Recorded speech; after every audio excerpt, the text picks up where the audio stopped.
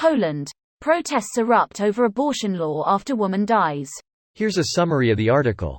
Protests against Poland's restrictive abortion laws rocked Warsaw and several other cities on Saturday.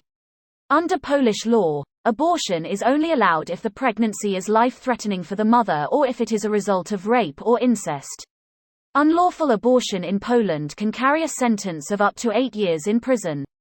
Last year, Poland's Constitutional Tribunal sided with the ruling pro-Catholic Populist Law and Justice Party. The ruling, which came into effect in January, tightened the already strict restrictions on abortions. The NGO Abortions Without Borders said it has helped 34,000 Polish women get abortions abroad since the ban came into effect. A coalition of 14 rights groups, including Amnesty International and Human Rights Watch, said that after the ruling, women, girls, and all pregnant people have faced extreme barriers to accessing legal abortions. This post received a score of 23,000, with an upvote ratio of 92%. Here are the top comments in response to this article. Yeah, same thing happened in Ireland. A woman died, protests, anger. Change will come for you too, I hope. People in Ireland are thinking of our Polish sisters. Savita Halapanova RIP.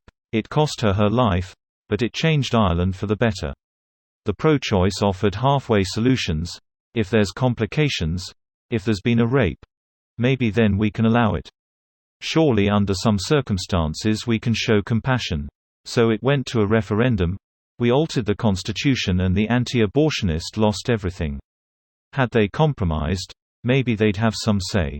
A dentist, in the second trimester, went in with complications in Ireland, asked for an abortion, and was told, because of our fetal heartbeat law, we cannot perform an abortion, and that law killed her.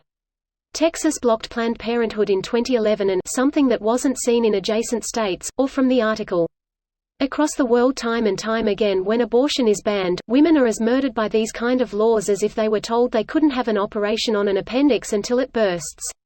The correlation between women dying and these laws happens time and time again and is as clear as the correlation between the COVID-19 non-vaccinated and their deaths and the increase in deaths in society.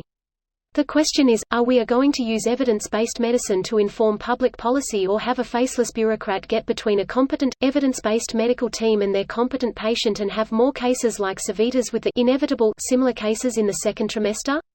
I don't have much hope for some because many of the same politicians arguing for laws against abortion and ignoring the evidence of maternal mortality are the same arguing against laws on masks and vaccines and ignoring the evidence of COVID mortality.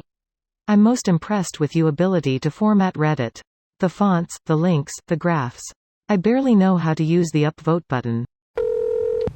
Is this a good time to point out that the only time abortion is even hinted at in the Bible, it's a recipe for how to do it? It's about making sure your followers have lots of babies because it's easier to grow your own followers than to convert others. But the people who want abortions obviously aren't the ones following that perverted religion. Isn't this a win-win in their eyes? Nah, they think Sodom and Gomorrah, where the whole town was so evil that God nuked them.